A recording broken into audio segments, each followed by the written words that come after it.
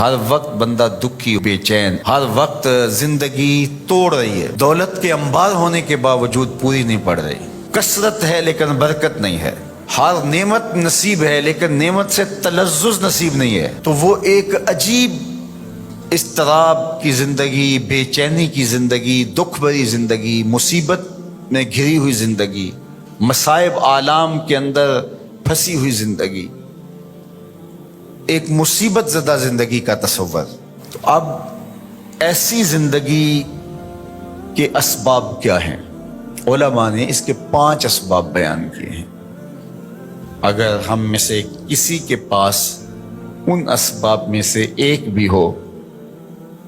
تو اس کو فی الفور دور کرنا چاہیے، اور اگر خدا نخواستہ کسی کے اندر وہ 5 سبب پائے جائیں تو اس کو تو باہر صورت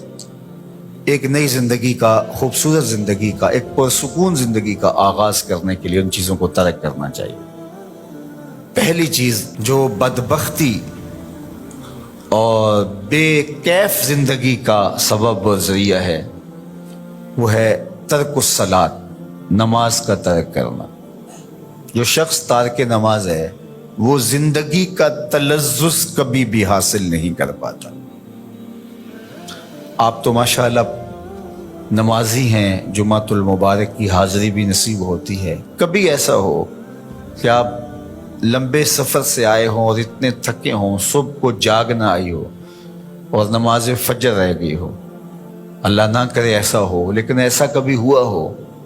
تو کیسا بے چینی میں دن گزرتا ہے۔ آپ کہتے ہیں کوئی کھوئی چیز ہے، اس طرح دن بھر کے سفر سے آئے ہوں، تھکے ہوں، عشاء کی نماز پڑھے بغیر آپ لیٹ گئے تو ہر آدھے گھنٹے کے بعد آپ کی آنکھ کھل رہی ہوتی ہے، چین کی نیند نہیں آ رہی ہوتی، تو پھر آپ کہتے ہیں اچھا میں پہلے نماز پڑھ لوں، اور جب نماز پڑھ لیتے ہیں تو پھر چین کی نیند آ جاتی ہے، حالانکہ آپ تو سو گئے ہیں، لیکن وہ کس چیز نے آپ کو اٹھا دی اور پھر آپ اٹھ کے بیٹھ گئے۔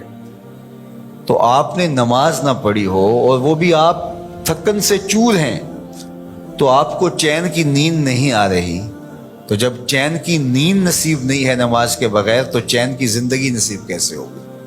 اور وہ شخص جو 5 نمازیں ترک کرنے کا عادی ہو چکا ہے اور اس کو پرواہ بھی نہیں ہے اس کی، تو وہ کہہ تو رہا ہے کہ مجھے پرواہ نہیں ہے، لیکن اندر سے اس کو کوئی چیز ضرور کاٹتی ہے، اس کا احساس اتنا مر چکا ہے کہ اس کو یہ سمجھ نہیں آ رہی کہ میری بے چینی کے اسباب کیا ہیں۔ نمازی کو تو پتا ہے کہ آج سارا دن بے چین اس لیے گزرا کہ میں فجر کی نماز نہیں ادا کر پایا، رات بار بار میں اس لیے اٹھ رہا ہوں کہ مجھے عشاء کی نماز پڑھنی ہے، اور یہ شعور بھی چھین لیا گیا جس سے وہ تو کہتا ہے کہ آج ڈپریشن ہے، آج فلاں مسئلہ ہے، آج میرا کوئی بلڈ پریشر اوپر نیچے ہو گیا، رات کو اٹھ کے کوئی گولی لیتا ہے اور جو ہے وہ بار بار بلڈ پریشر چیک کرتا ہے، کیا وجہ ہے کہ نیند نہیں آ رہی؟ تو اس کے نیند نہ آنے کا سبب تو کچھ اور ہے، لیکن وہ کچھ اور سمجھ رہا ہے اور دوائی کسی اور چیز کی کھا رہا ہے اور مرض اس کا کوئی اور ہے۔ تو یہ بدبختی ہوتی ہے کہ کوئی شخص تارک نماز ہو، تو 5 گانا نماز یہ شعار زندگی بن جائے تو انسان کی شقاوت سعادت میں بدل جاتی ہے اور وہ بدبختی سے خوشبختی کی جانب عازم سفر ہو جاتا ہے۔ یہ ایک کافر تھا، وہ کہتے ہیں بڑا زور آور تھا، تو وہ یہ گائے کی کھال بچھا کر کے اس کے اوپر کھڑا ہو جاتا اور لوگوں کہتا کہ اس کو اگر ہمت ہے تو میرے نیچے سے کھینچ کے دکھاؤ، میں نے دبا دیا اس کو۔ وہ ہمارے ہاں ہوتا نا، یہ میرا بازو پکڑو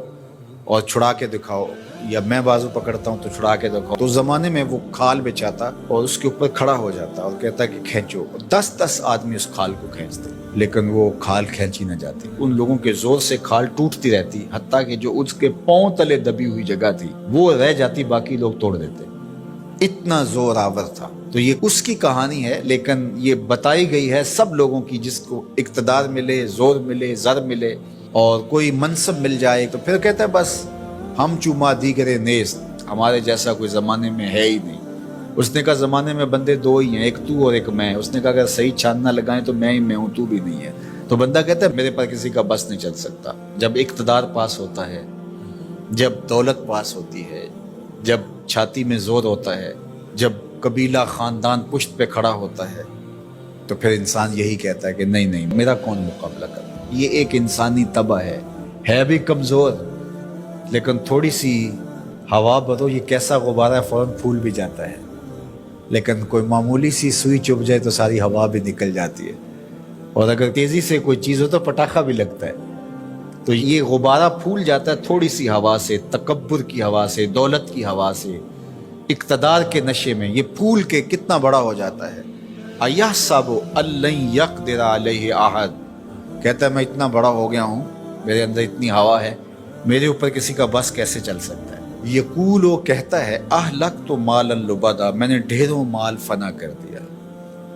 جب وہ مال نمائش میں خرچ کرتا ہے تو پھر اس کی تصویریں بھی جاری کرتا ہے، پھر لوگوں کو بتاتا بھی ہے،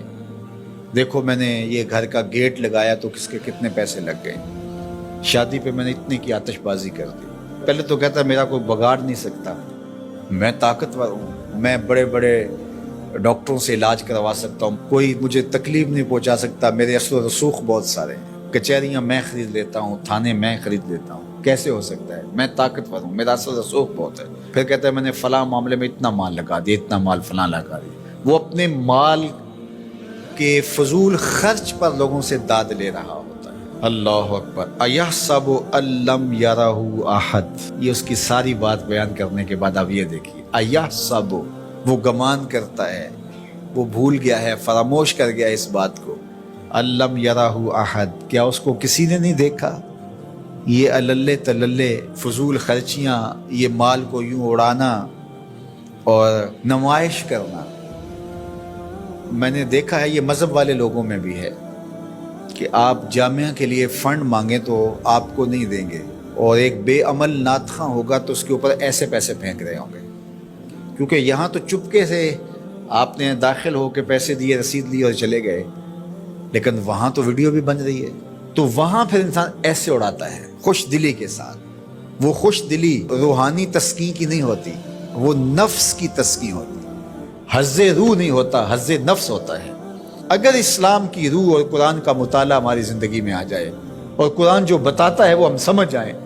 تو زندگی نور علی نور ہو جائے، ہم پھر اللہ کی مخلوق کے لیے نرم دل ہو جائیں۔ کل اب جس طرح باپ بیٹوں کے لیے ہوتا ہے، اس طرح حضور علیہ السلام کی امت کے لیے ہماری شفقت ہونی چاہیے۔ فرمایا یہ ایک دیوار کی طرح ہے۔ اسلام کی تعریف کیا کی گئی ہے؟ مسلمان وہ ہے کہ جو رات کو 100 نفل پڑھتا ہے، مسلمان وہ ہے